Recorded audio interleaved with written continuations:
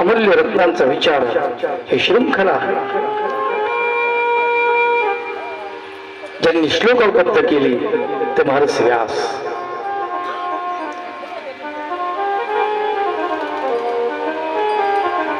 असं म्हटलं जातं भागवतामध्ये, व्यासोच्छिष्टम जगत सर्वम. महर्षी व्यासाच्या मुखातून काही निघालं नाही अशी एकही गोष्ट नाही.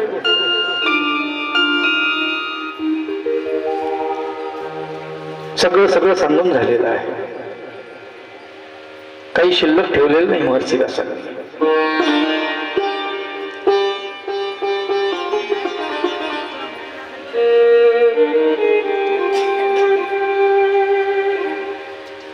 महाभारताच्या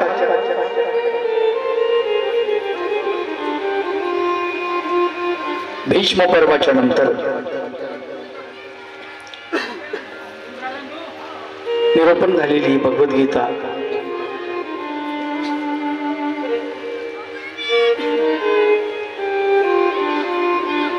एक रसामृत भारतीयांचं बळ असलेलं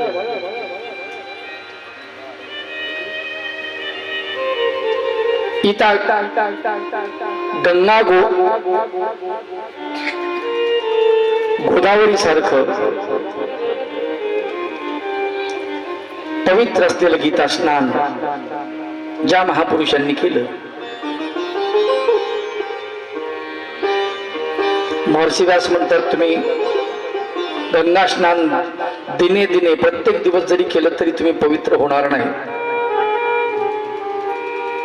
आयुष्यामध्ये एकदा जरी गीता स्नान केलं तरी मात्र तुम्ही पवित्र होसाल. असा हा ग्रंथ. आणि त्या गीता ग्रंथामधला शेवटचा अध्याय सुरू आहे. शेवटच्या अध्यायामध्ये मोक्ष संन्यास योग नामे हा योग निरूपण करणं सुरू आहे. आणि या ठिकाणी भगवंत अर्जुनाला निरूपण करतात. काल आपण बघितलं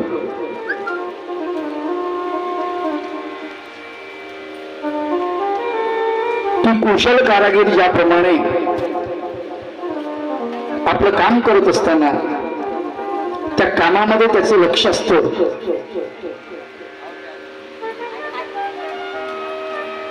बारकाईने तो काम करतो,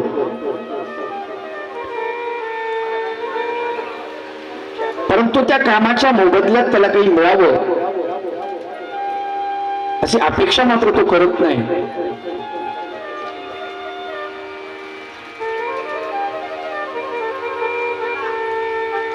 याचं वर्णन भगवंतांनी केलेलं आहे. न द्वेष्ट कौशलम कर्म कौशलेनानुसज्जते त्यागी सत्व समाविष्टो मेधाविच्छिन्न संशय.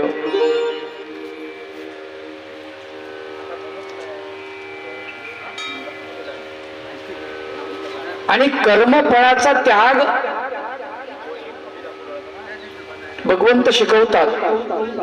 कर्माचा त्याग शिकवत नाही तर कर्मफळाचा त्याग शिकवतात. आवाज असा होतो काही थोडा इको कमी करा, थोडा कमी आवाज. कर्म सतत करायला सांगतात पण कर्मफळाचा त्याग करायला सांगतात. खर तर खूप आवड आहे. तुम्ही कालपासून ऐकतात, परवापासून तुमच्याही लक्षात येत असेल हे काय चाललंय बा. नाही,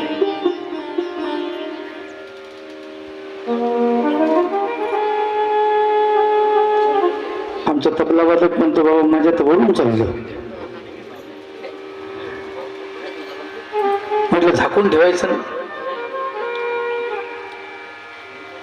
ते झाकून नाही ठेवलं नाही म्हणून नाही, आतमध्ये उजवत नाही. तत्व जडच असतं मुळामध्ये. तत्वाचा माणसाला कंटाळाच येतो. कुठलंही तत्व अभ्यासा, कुठलंही शास्त्र असू द्या, कथा गोड वाटतात माणसाला, कथा सुंदर असतात, सोप्या असतात, पण तत्व मात्र कठीण असतं. ते श्रवण करायलाच कठीण वाटतं. अर्जुनानं कसं सहन केलं असेल, अवघड आहे. पर समरांगणी रणांगणावरती इकडे तिकडे नाही आहे, कसं लक्ष दिलं असेल. पर एक दिवस नाही, 2 दिवस नाही, 18 दिवस चाललेलं युद्ध आहे. 18 दिवस. आणि 18 दिवसाच्या युद्धामध्ये भगवंतानी त्याला आपलंसं करून टाकलेलं आहे. 18 अध्याय संपल्यानंतर तो तयार होतो, अगदी तयार होतो. तो म्हणतो आता मी लढायला तयार आहे, तू सांगशील ते करतो, तू म्हणशील ते. तो म्हटलं लढ, लढतो. तो म्हटलं सोडून दे, सोडून देतो. तू सांगायचं आणि मी ऐकायचं. आणि भगवंत सांगायला सुरुवात करतात. खर तर जेव्हा अर्जुन कबूल झाला की मी आता सगळं तुमचं ऐकायला तयार आहे, त्यावेळेस मात्र भगवंत काहीही बोलत नाहीत पुढे. तिथे गीता संपलेली आहे. खर तर अर्जुनाचा मोह खूप चांगला आहे. अर्जुनाला मोह निर्माण झाला म्हणून आपल्याला गीता ऐकायला मिळाली. त्याला मोह जर निर्माण झाला नसता तर आपल्याला श्रीमद भगवद्गीता ऐकायलाच मिळाली नसती. त्याचा मोह आपल्यासाठी खूप चांगला आहे, आपल्यासाठी लाभदायी आहे, आपल्यासाठी लाभकारक आहे. तो सुरुवातीला तो म्हटला असता ठीक आहे भगवंत आम्ही युद्धाला तयार आहे, हरकत नाही, तर मग काही प्रश्नच नव्हता श्रीमद भगवद्गीता निरूपण करण्याचा, नाही का. एवढा खटाटोप कशासाठी? गुंतागुंतीचे प्रश्न, गुंतागुंतीचे प्रश्न, गुंतागुंतीचे असं गुतत गुतत गुतत गुतत आतमध्ये जातो, पार आतमध्ये जातो, पार आपल्याला कळतच नाही अर्जुनाचे प्रश्न काय चाललेत, भगवंताचे उत्तर काय चाललेत. आपण मात्र किंग कर्तव्य मूड होऊन वेड्यासारखं ऐकतो. असंच होतं.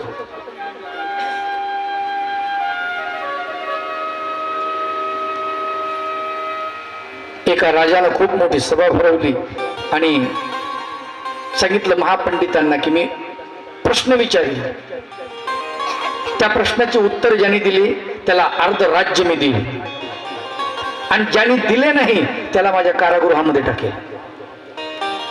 मग आता काही महापंडित यायचे, विचारायचे, प्रश्नाचे उत्तर देण्याचा प्रयत्न करायचे, पण राजाचं काही समाधान होत नव्हतं. राजा त्यांना कारागृहामध्ये टाकायचा. एक वेळेस काशीचे महापंडित निघाले 5-6 जण. म्हटले जाऊ द्या, असं काही होण्यापेक्षा राज्यगादी भेटली, राजपाट भेटला तर आपलं बरं होईल, नाही तर कारागृहात जाऊ, त्याला काही जेवण तर भेटेल ना म्हणले. तिथे कुछ पाने के लिए कुछ तो खोना पडता है. आले. आता त्या नगरामध्ये पोहोचण्याच्या अगोदर रस्त्यामध्ये त्यांना एक चरवाहा भेटला. चरवाहा म्हणजे बकऱ्या चारणारा, गाई गुरं चारणारा जो त्याला चरवाहा असं म्हणतात. तो भेटला, ज्याला आजच्या भाषेमध्ये बकऱ्या कोण सांभाळतो, मेंढ्या बकऱ्या, धनगर दादा. तो भेटला. आता मेंढ्याचं दूध पिऊन याचं मजबूत शरीर झालेलं,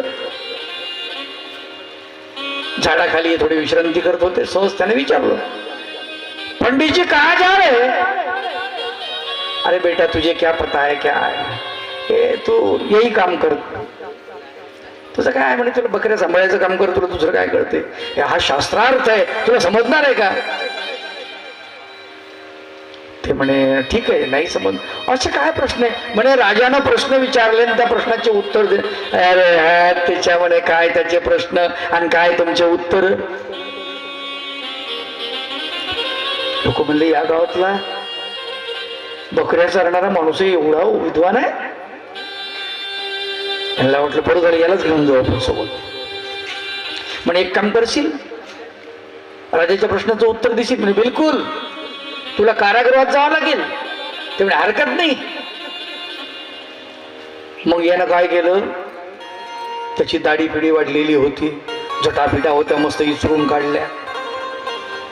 आता बुंडरे झालेले केस, यांनी मेहनत घेतली त्याच्यावर. मस्त त्याला तिलक फिलक लावला, आपल्या गळ्यातली एक माळ त्याच्या गळ्यात घालून दिली आणि भोवताला त्याच्या बसले, महाराज की जय, महाराज की जय, महाराज की जय. ते म्हणे मला राजा पुढे घेऊन जा, मी उत्तर देतो बरोबर. या 5 जणांनी विचार केला, राज्य मिळालं तर हिस्सेदार आपण, आणि नाही मिळालं तर जेलमध्ये. हा आमचा गुरु आहे, त्याला आम्ही नाही आलो, त्यांना आणलं आम्हाला, असं म्हणू आपण निघून जाऊ.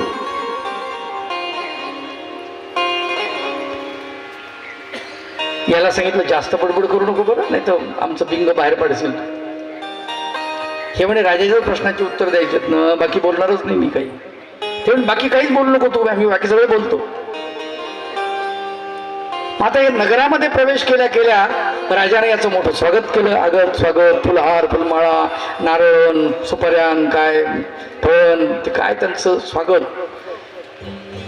स्वतंत्र खोली दिली त्यांना, अगदी चंदनाचा पलंग, गादी वगैरे सुंदर त्याच्यावर. जेवायला मिष्टान्न, अगदी 5 पक्वान्न भोजन वगैरे झालं सुंदर अशा प्रकारे यांचं. आणि लय मोठे महाराज आहेत, म्हणजे 5 पंडित दिसते, तेजपुंज पंडित दिसते, आणि त्यांचे गुरु आहेत ते, म्हणजे खूपच हुशार असते. आम बोलत काहीच नाही.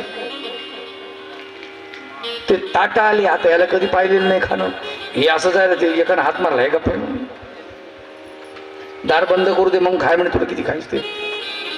दरवाजा बंद केला तरी तो भेटलं ज्याच्यावर का नाही, बोलतं खाऊन टाकलं. आता या 5 जणांची भूक म्हणजे त्याची एकट्याची भूक. ते म्हणे आम्हाला तरी ठेव ना. ते म्हणे तुम्ही तिकडे जाऊन जेवा, हे माझ्यासाठी आलेलं आहे. ते आमच्या गुरु महाराजांचं जे भोजन झालेलं आहे, आता आम्ही भोजन करणार. त्यांना येऊ घातलं तिकडे बाहेर. सकाळी राजसभा भरली, राजसभेमध्ये याला हजर करण्यात आलं. मोठं सिंहासन राजाच्या बरोबरीचं, आणि त्याच्यावर हा बसला गडी.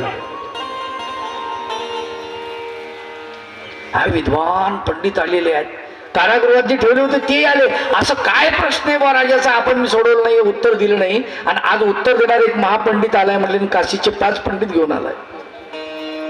असं काय उत्तर असेल?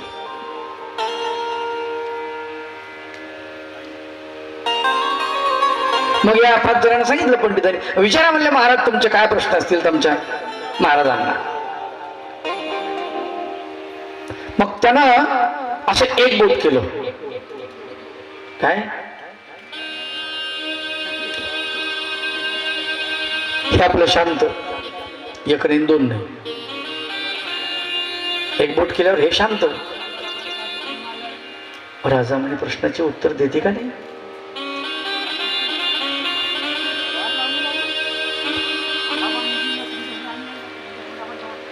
पुन्हा त्यानं काय केलं,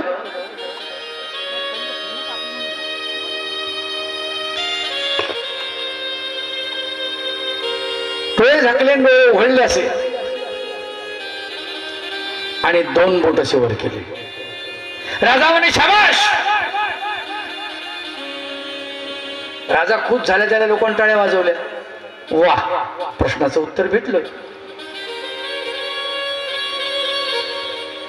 मग राजाला 3 बोट केली.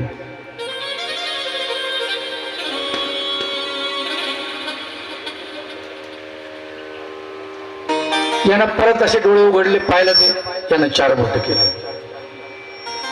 राजा म्हणे वा. लोक म्हणले उत्तर भेटलं.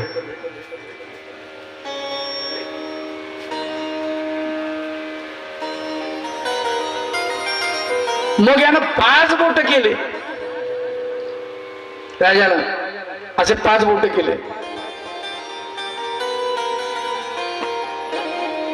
यानं 6 बोट केले. राजा म्हणे वा. लोक म्हणले उत्तर भेटलं. आता प्रश्न काय आणि उत्तर काय लोकांना काहीच कळलं नाही. बरोबर आहे. मग त्यानं असं केलं.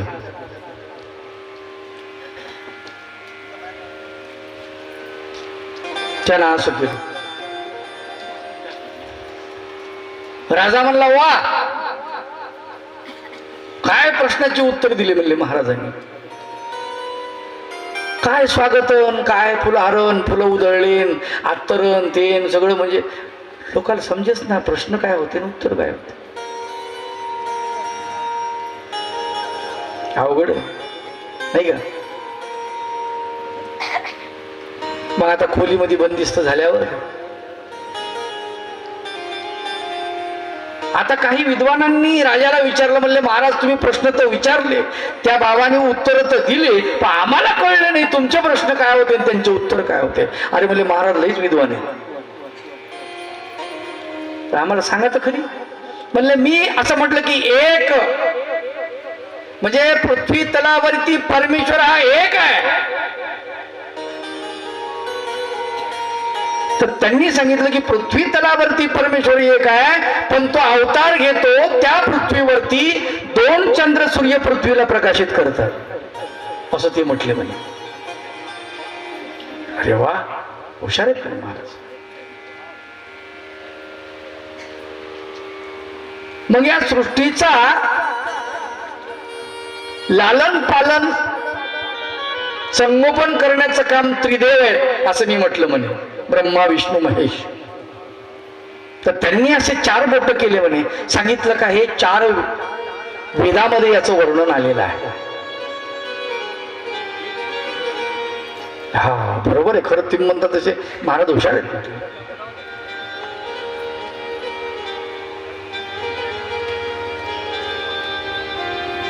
मग त्याने 5 बोट केले म्हणजे 5.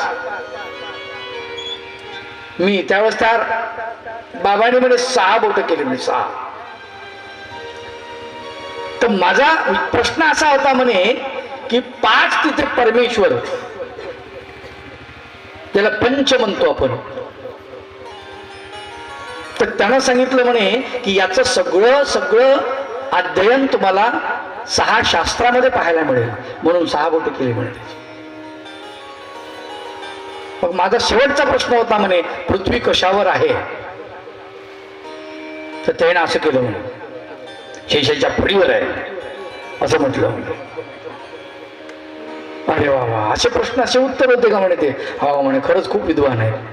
आता बंद खोलीमध्ये हे 5 शिष्य जे बसले होते तिकून आलेले महापंडित, ते म्हणले बाबा त्याचे प्रश्न कळले नाही आणि त्याचे तुमचे उत्तरही समजले नाही. ते म्हणे अरे येडे हो, मला माहित होतं राजाचे काय प्रश्न असतील म्हणून तो तुम्हाला म्हणत होतो म्हणे मी. बरं काय प्रश्न होते सांगा बरं म्हणे तुम्ही, आणि तुमचे काय उत्तर होते. ते म्हणे राजानं मला 1 मेंढी मागितली म्हणे. एक पोट वर केलं का नाही म्हणे, 1 मेंढी मागितली म्हणे. मी म्हणलं म्हणे बस चल बा राजा आहे तर 2 घेऊन टाक. तर त्यानं 3 मागितल्या म्हणे. मी म्हणलं म्हणे बा 4 घे, जाऊ दे, आमच्या देशाचा राजा साहेब होतो. चालला म्हणे तो हातपाय पसरत. 5 मागितल्या म्हणे त्यानं. मी म्हणलं म्हणे 6 घे. मग तो म्हणला म्हणे सगळ्याच दे. त्याच्या बापान ठेवले का मी अंगठा दाखवला म्हणे त्याला. तसं तर आपलं होत नाही ना. काय चाललंय नाही बाबा, कुणी कुणी येऊ राहिले आपल्याला, काय सांगू राहिले, फिरवी कुणी कुणी आणतात हे कळत नाही ना. अशी तर गंमत नाही होत ना, अवघड होईल बरं का. शास्त्र समजण्यासाठी अध्ययन लागतं, थोडंफार अध्ययन केलंच पाहिजे. जर आपण ते केलं नाही आपल्याला कसं समजेल नाही का. आणि मग लोक आपल्याला फसवतात की नाही. कधी तुम्ही विचारलं ब्राह्मणाला, आपले लग्न लावणारा ब्राह्मण आपल्या इथे येतो, तो लग्न लावतो, आपल्याला विचारतो, ठीक आहे हरकत नाही, त्याच्या हातानं लग्न लावून घ्या, तुम्ही नका ते शिकू, आणि तुम्हारे बस की बात नाहीये. ब्राह्मणाला शिव्या देऊ नका. हे फसवलं, याने आमको केलं, याने तसं केलं, हे केलं ते केलं. तुम्ही शिका ना, तुम्हाला रोग येते का, शिका त्याचे मंत्र. तुम्हाला शिकणं होत नाही.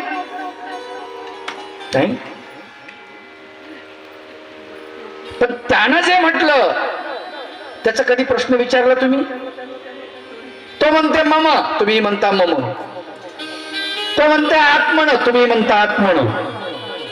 हे मम काय आत्मन काय कधी विचारलं त्याला, त्याचा अर्थ काय बा. तुम्ही काही विचारत नाही. विचारलं तर ते म्हणते तुमच्या आजोबानं ऐकलं होतं, आमच्या आजोबानं सांगितलं होतं.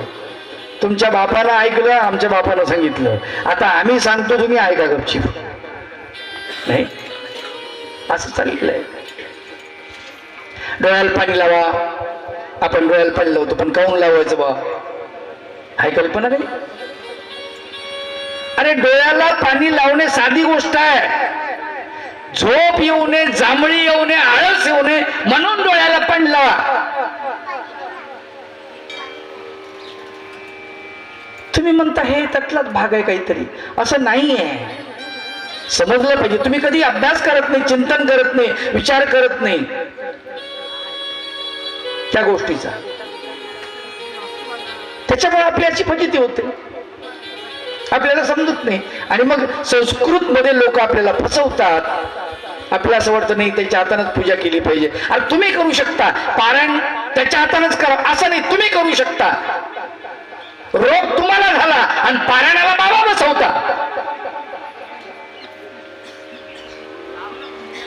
तुमचा रोग तुम्ही दुरुस्त करा ना. दुखणं कोणाला आहे? हलगटाला. आणि इंजेक्शन कोणाला? पखालीला. पखाल कळते ना, पाणी भरायची पिशवी हाल्यावर टाकत होते पूर्वी. म्हणजे अशी गंमत झाली आहे. दुखणं दुसरीकडं आणि इंजेक्शन तिसरीकडं. दुरुस्त होईल का माणूस?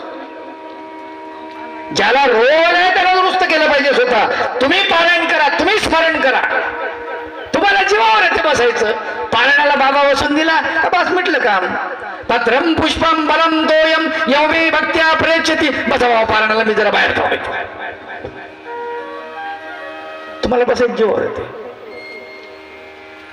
स्मरणाला बाबा बसून द्यायचं, आपण गावभर फिरत बसायचं. तुम्ही करा ना. आम्हाला येत नाही. किती दिवस म्हणणार आम्हाला येत नाही? तरुणाचे तुम्ही म्हातारे झाले, बाल होते तुम्ही, अर्भक होते तुम्ही, तरुण झाले, आता तुम्ही करतच नाही. त्याला काय आहे ना, तुम्ही येईन कसं? पोळ्या शिकल्या का लहानपणी चपात्या करायला कोणी? नंतर आपोआप आला की नाही स्वयंपाकाला? संभाजीनगरची एक माऊली आहे, उपदेशी नाही, इतर आहे, अन्य आहे, रिटायर झाली. इथं शिक्षिका होती. रिटायर झाल्यानंतर तिनं संस्कृतचा फॉर्म भरला आणि आता ती संस्कृत शिकत आहे. कमाल आहे की नाही?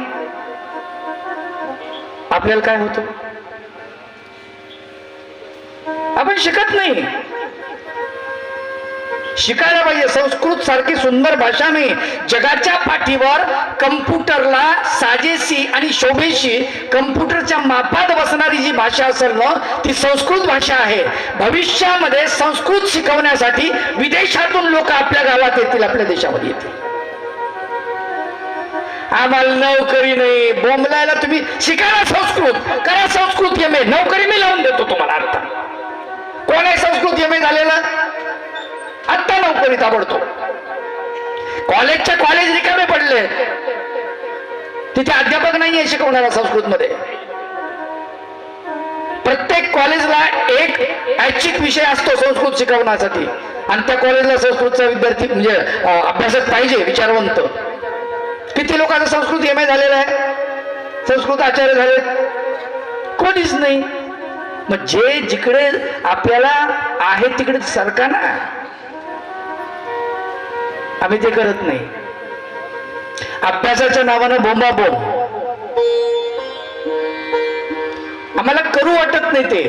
भगवंत अर्जुनाला सांगतात की तुला कडी मेहनत घ्यावी लागेल, तुला कष्ट घ्यावे लागेल, संयम स्वतःवरती करावा लागेल, कर्म न सोडता फळाची अपेक्षा सोडावी लागेल, कर्म न करता फळाचा त्याग करावा लागेल. जमेल का बघ म्हटले. कर्म तर व्यवस्थित झालं पाहिजे, पण फळाची इच्छा नसली पाहिजे.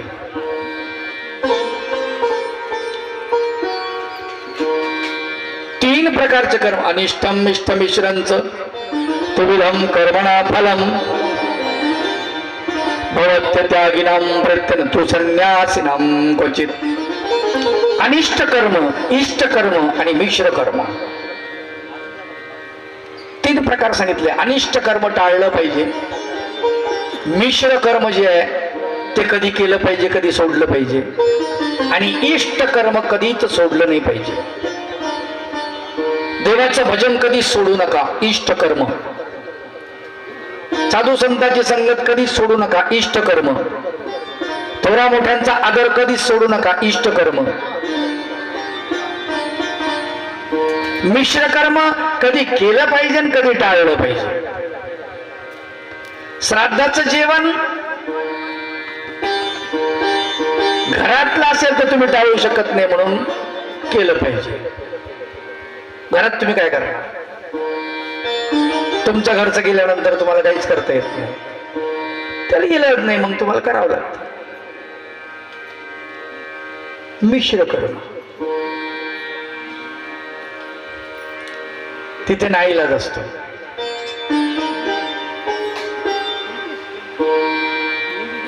आणि इष्ट कर्म कधीच टाळायचं नाही. भजन कधीच टाळायचं नाही, भगवंताचं भजन कधीच टाळायचं नाही, नामस्मरण कधीच टाळायचं नाही, चिंतन कधीच टाळायचं नाही, सत्संग कधीच टाळायचं नाही. लक्षात ठेवा, सत्संगाला आवर्जून गेलं पाहिजे. जिथे जिथे सत्संग असेल तिथे तिथे गेलं पाहिजे. चांगले विचार आपल्या डोक्यामध्ये घेतले पाहिजे, कुठूनही घेतले पाहिजे, कुठूनही घेतले पाहिजे.